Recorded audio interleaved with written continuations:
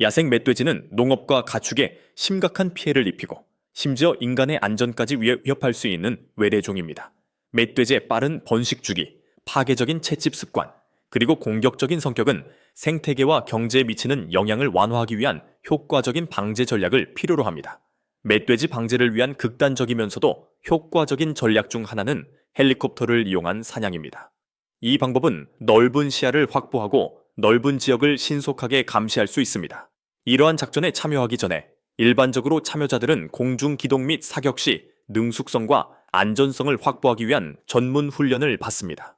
공중 사냥 중에는 헬리콥터 소음 때문에 야생 멧돼지가 은신처에서 도망쳐 더 눈에 띄게 되는 경우가 많습니다. 특정 고도에서 멧돼지 제거를 위한 합동 작전이 시작됩니다. 항공기 소음과 총격 소리가 합쳐지면 멧돼지 무리의 방향 감각을 더욱 혼란스럽게 할 수 있습니다. 야생 멧돼지는 고정된 표적이 아니라는 점에 유의해야 합니다. 멧돼지는 빠른 이동, 예측 불가능한 방향 전환, 그리고 울창한 초목 속에 효과적으로 은폐할 수 있습니다. 이러한 특성은 겉보기에는 유리하지만 상공 사격을 어렵게 만듭니다.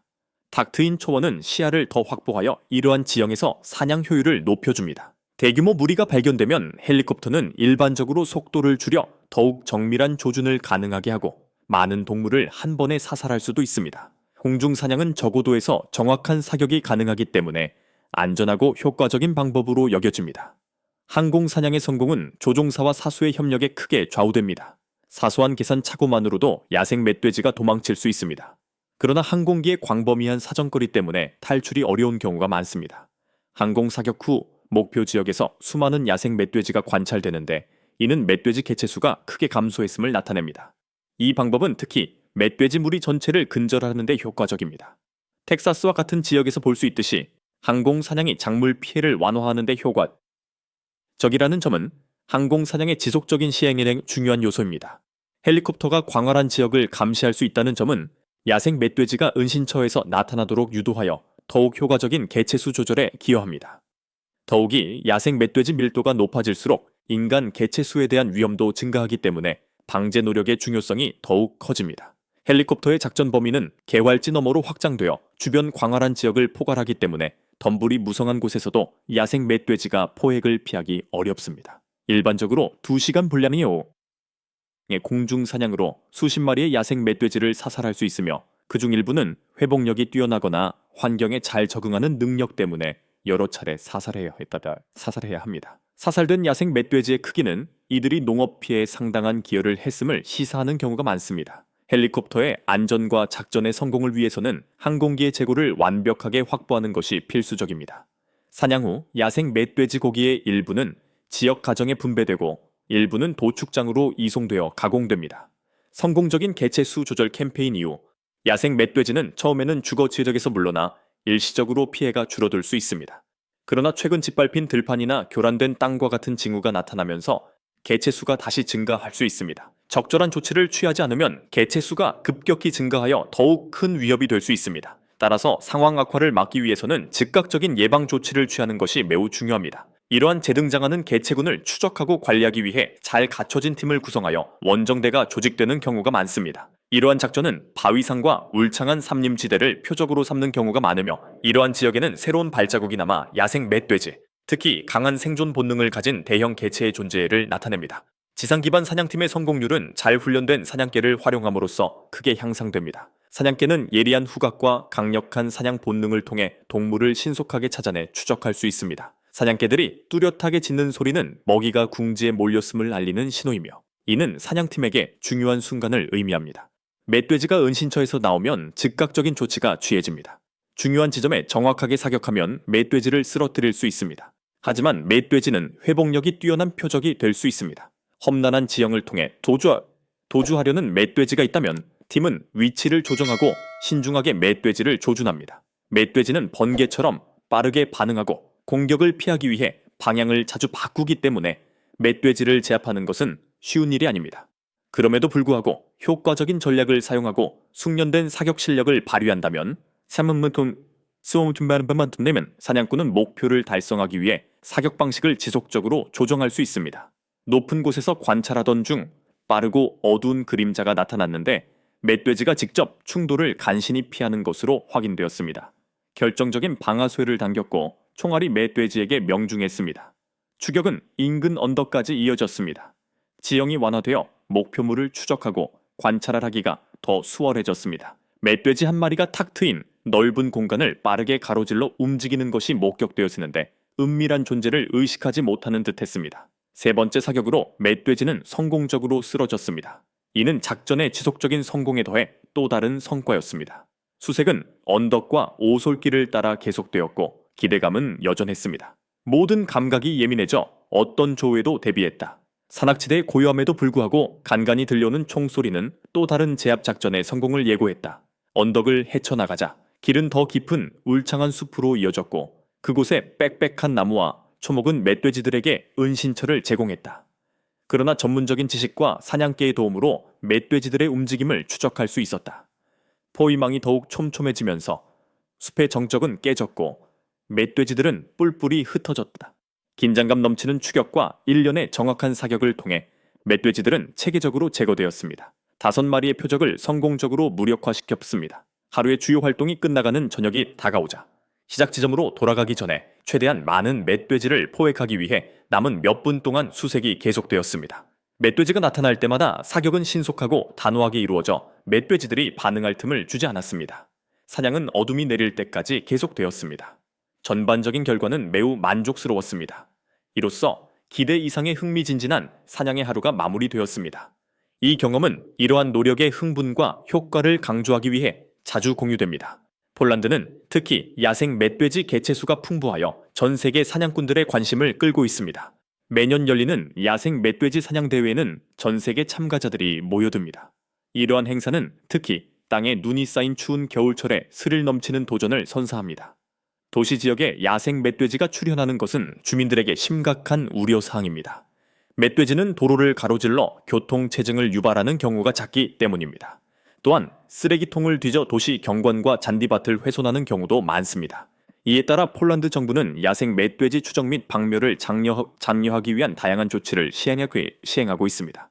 사냥꾼을 유치하고 야생 멧돼지 개체수를 관리하기 위해 매년 표적 사냥을 실시하고 있습니다. 이른 아침 사냥꾼들은 숲 밖 지정된 장소에 모입니다. 멧돼지 사냥 규칙이 발표된 후 본격적인 사냥이 시작됩니다. 눈 덮인 숲에 들어서면 멧돼지 떼가 짖는 개소리와 총소리에 뿔뿔이 흩어집니다. 크고 털이 덥수룩한 멧돼지들이 숲속을 헤엄치는 모습이 눈에 띄는데 재빨리 조준하여 여러 발의 총을 쏘는 장면입니다. 먹이를 찾는 동안 멧돼지가 예상치 못하게 나타날 수 있습니다. 아무리 작더라도 눈 덮인 풍경 속에서는 움직임이 느릴 수 있는데 이는 극심한 겨울 추위 때문일 수 있습니다. 무기를 들고 재빨리 조준하면 총격으로 멧돼지를 비교적 쉽게 쓰러뜨릴 수 있습니다. 멧돼지 무리가 덤불에서 나타나면 재빨리 조준을 조정하면 기회를 잡을 수 있습니다. 총소리가 끊임없이 들릴 수도 있습니다. 하지만 멧돼지들이 너무 빨리 움직이면 정확한 목표 지점을 맞추기가 어려울 수 있습니다. 파트너가 교전하여 길을 가로지르는 멧돼지를 쓰러뜨릴 수도 있습니다. 숲 깊숙한 곳에 새로 파낸 흔적이 있으면 근처에 멧돼지가 있다는 것을 알 수 있습니다. 곧이어 멧돼지가 덤불에서 나와 헐벗은 나무에 가려지지 않을 수도 있습니다. 방아쇠를 빠르게 당기면 정확한 사격이 가능해지고 멧돼지는 눈 덮인 땅으로 떨어집니다. 그 후 더 많은 멧돼지가 자주 나타나 사냥개들이 쫓을 충분한 기회를 얻게 됩니다. 멧돼지는 언제든 나타날 수 있으므로 끊임없는 경계와 사격 준비를 하는 것이 매우 중요합니다. 숲속 탁 트인 곳에서 매복하고 있을 때는 사냥개들이 추격하는 소리에 온 신경을 집중해야 합니다. 어느 순간 숲에서 멧돼지 한 마리가 경계태세를 갖추고 나타났습니다.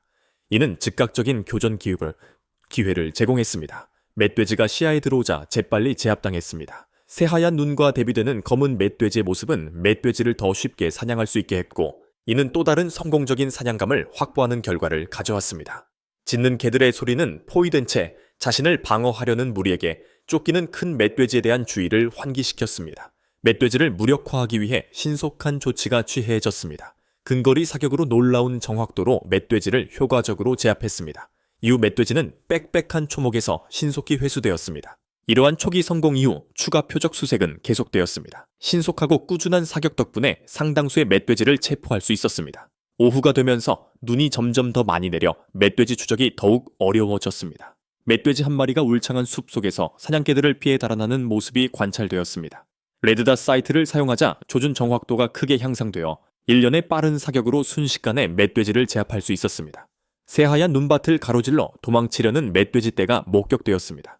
멧돼지들의 빠른 움직임은 정확한 조준을 어렵게 만들었습니다. 이러한 난관에도 불구하고 총격이 이어졌고 연발 사격은 멧돼지들을 더욱 공황 상태에 빠뜨려 도주 속도를 높였습니다.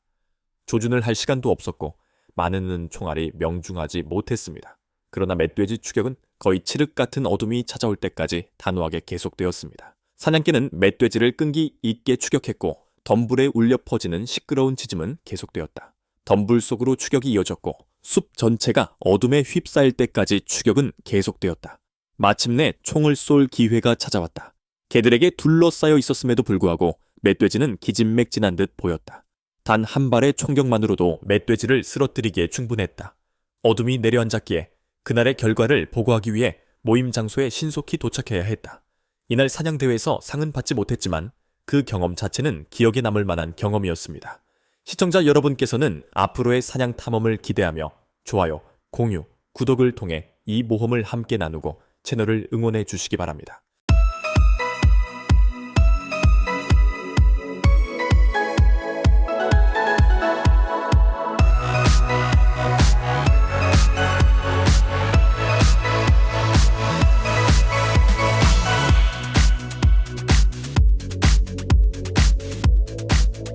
학계에서는 누미다 멜라그리스라고도 불리는 뿔닭은 원래 아프리카에서 발견된 흥미로운 새입니다. 하지만 이후 중국을 포함한 전 세계 농장에서 발견되었습니다. 눈처럼 흰 반점이 있는 회색 투구 모양의 머리, 그리고 크고 독특한 울음소리가 특징인 뿔닭은 농장에 생동감 넘치는 매력을 더할 뿐만 아니라 예상치 못한 지속 가능성과 수익성을 갖춘 농업 기회를 제공합니다.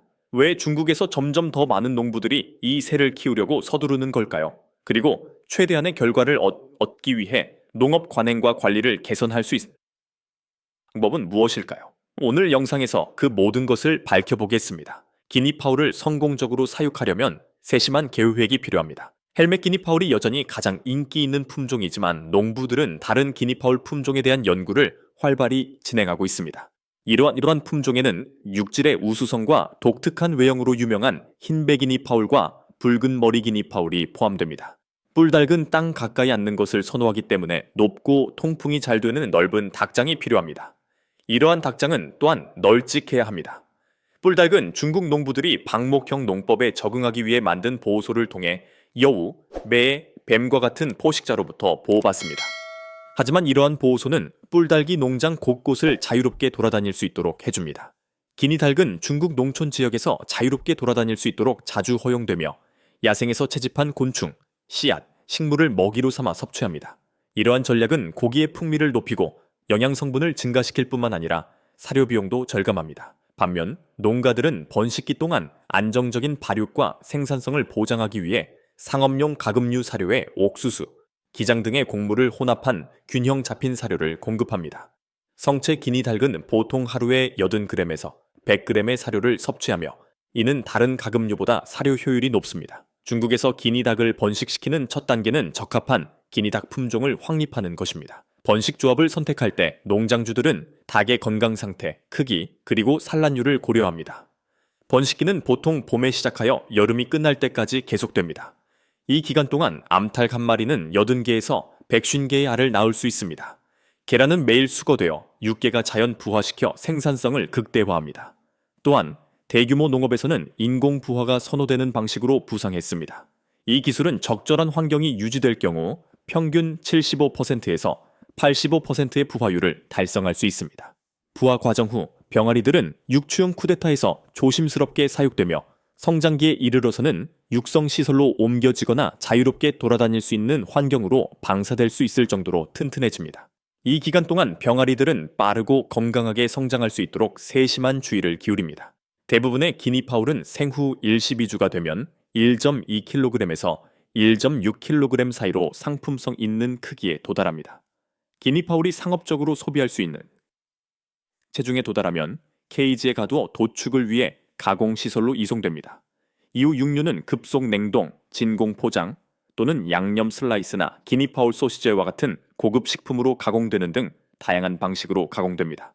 제품의 천연 풍미를 유지하고 유통기한을 연장하기 위해 가공시설은 최신 기술을 활용합니다. 모든 제품은 수출업체의 요구를 충족하기 위해 엄격한 검사 절차를 거쳐야 합니다. 이를 통해 현재 시행 중인 국제식품안전규정을 준수함을 보장합니다.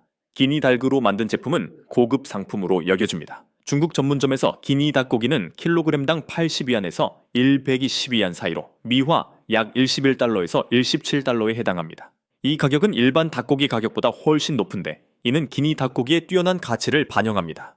기니 파울 고기는 지방 함량이 낮을 뿐만 아니라 단백질 함량이 높은 것으로도 유명합니다. 단백질 함량은 100g당 최대 25g에 달합니다. 이는 일반 닭고기의 단백질 함량보다 훨씬 높습니다. 현재 중국에서 생산된 기니 파울 고기는 동남아시아, 중동, 아프리카 등 여러 시장으로 수출되고 있습니다. 이러한 지역들은 소비자들이 건강하고 유익한 닭고기 제품을 점점 더 많이 찾고 있는 지역입니다.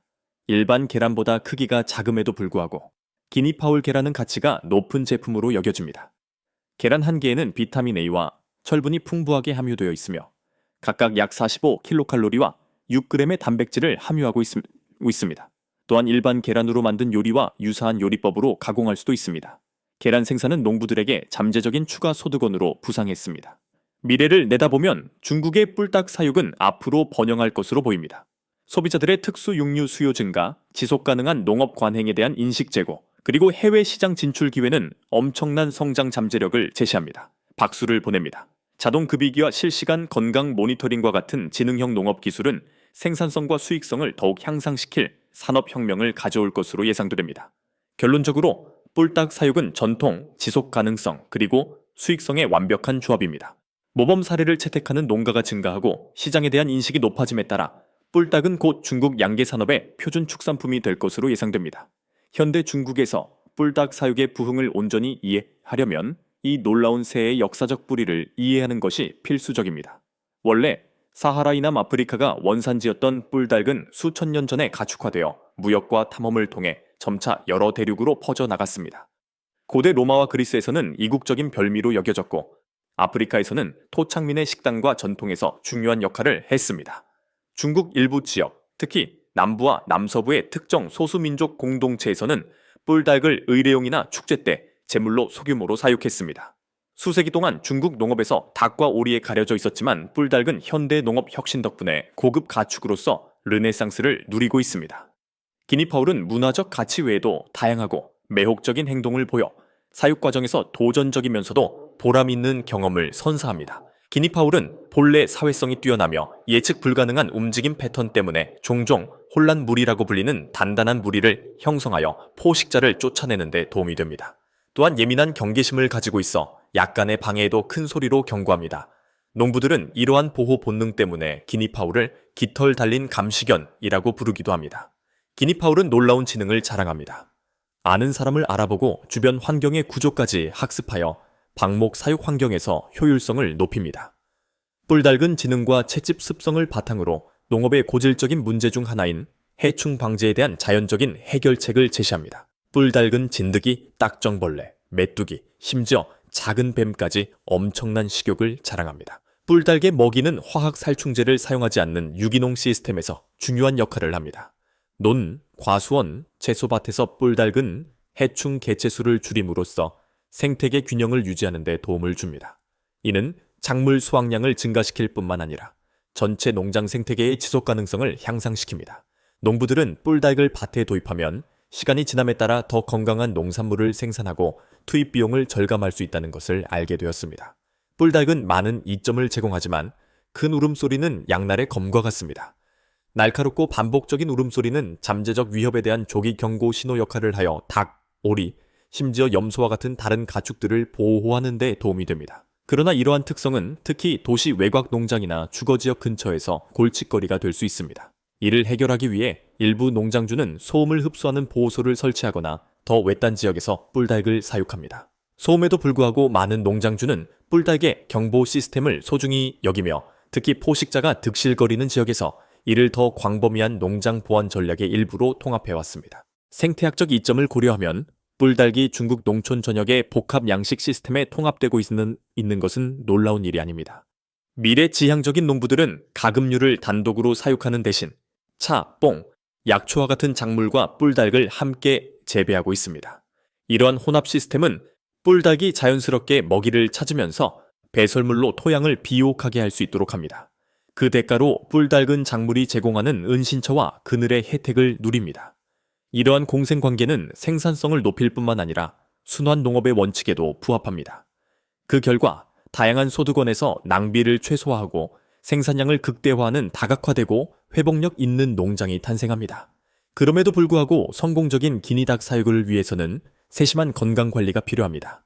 기니닭은 강인하지만 열악한 환경에서 사육될 경우 뉴캐슬병, 가금 콜레라, 기생충 감염과 같은 질병에 취약합니다.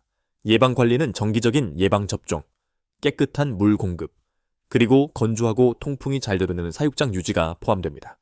일부 지역에서는 농장주들이 닭의 면역체계를 강화하기 위해 전통 한방요법과 현대 수의학적 방법을 병행합니다. 또 다른 어려움은 깃털 쪽이나 영역 공격성, 특히 번식기 수컷의 공격성입니다. 적절한 간격과 균형 잡힌 사료 공급을 통해 무리의 역학관계를 관리하여 스트레스를 줄이고 전반적인 무리 건강을 개선할 수 있습니다. 일부 농가들이 뿔닭으로 전환하는 이유를 이해하려면 기존 닭과 직접 비교해보는 것이 좋습니다. 닭은 성숙이 빠르고 일반적으로 더 조용하지만 뿔닭은 육질이 우수하고 혹독한 기후에 대한 회복력이 뛰어나며 방사 사육 시스템에서 사료 효율이 더 높습니다. 또한 과번식으로 인한 건강 문제 발생률도 낮습니다. 초기 투자 비용이 더 높을 수 있지만 많은 농가들은 낮은 폐사율과 성장하는 틈새 시장 덕분에 뿔닭이 장기적으로 비용 효율적이라고 생각합니다. 또한 뿔닭의 알은 크기는 작지만 영양가가 높고 유통기한이 길어 또 다른 경제적 이점을 기니파울의 또 다른 매력적인 측면은 복잡한 구의 행동입니다. 짝짓기가 종종 빠르고 눈에 띄지 않는 닭과 달리 기니파울은 울음소리, 깃털 펼침, 의례적인 추격 등 정교한 구의 행동을 보입니다. 수컷은 원을 그리며 뽐내며 높은 음의 울음소리를 내며 암컷에게 구애하는 반면 암컷은 활력과 발성으로 잠재적인 짝을 판단합니다. 이러한 행동을 이해해야 하는 것은 가장 생산적인 쌍을 선택하려는 사육자에게 매우 중요합니다. 자연스러운 짝짓기는 종종 더 강한 병아리와 더 높은 부화율로 이어집니다. 사육 환경에서 자연 환경을 모방함으로써 사육자는 이러한 의례를 장려하고 더 높은 번식력과 더 건강한 자손을 보장할 수 있습니다. 농장을 넘어 뿔닭은 고급 요리계에서 인정을 받고 있습니다. 살코기가 많고 사냥감이 풍부한 맛으로 유명한 뿔닭은 베이징, 상하이를 비롯한 세계 각국의 고급 레스토랑에서 높은 평가를 받고 있습니다. 셰프들은 뿔닭을 핀타드 오뱅 블랑, 화이트 와인 뿔닭 요리과 같은 전통 프랑스 요리법으로 조리하거나 중국 향신료와 서양 요리법을 접목한 퓨전 요리에 활용합니다. 이러한 특수 육류에 대한 수요는 특히 건강에 민감한 소비자와 닭고기 대신 색다른 음식을 찾는 미식가들 사이에서 증가하고 있습니다. 이러한 미식에 대한 관심 증가는 시장 가격을 상승시키고 농가들에게 수익성 있는 틈새 시장을 제공하고 있습니다. 마지막으로 뿔닭은 식량을 생산하면서 땅을 치유하는 데 중점을 둔 재생농업 운동에서 필수적인 역할을 하고 있습니다. 퍼머컬처 설계에서 뿔닭은 해충 방제, 비료 공급, 잡초 제거, 심지어 경보 시스템까지 다양한 역할을 수행합니다. 산업적 가축과 달리 뿔닭은 다양성과 최소한의 개입으로 번성하기 때문에 오프그리드 또는 친환경 농장에 이상적입니다. 일부 재생농가는 뿔닭을 이동식 축사에서 순환 사육하여 한 구역에서 집중적으로 방목한 후 다른 구역으로 이동하도록 합니다. 이러한 방식은 토양 건강을 개선하고 식물의 재성장을 촉진하며 자연 생태계를 모방하여 뿔닭이 지속 가능한 식량 시스템을 위한 훨씬 더 큰 해결책의 일부가 될 수 있음을 보여줍니다.